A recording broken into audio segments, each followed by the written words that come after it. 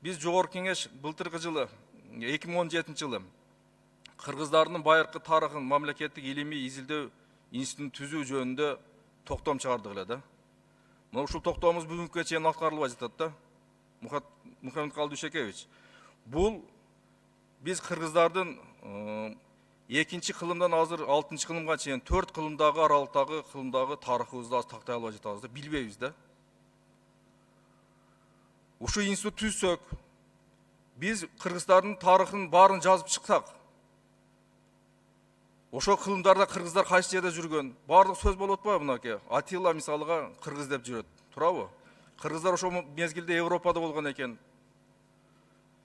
Ошондуктан мына каржы булагы дагы эле бар бугачы. Жанагы айткан миграциядан түшкөн акча каражаттан ушул жака деле бөлсөк болот. Буга азыр эсептесек, ушул 30-40 миллион тегерегинде кетет экен жылына. Ушул институт түзөлү, биз тарыхыбызды тактап алат элек да кыргыздарчы.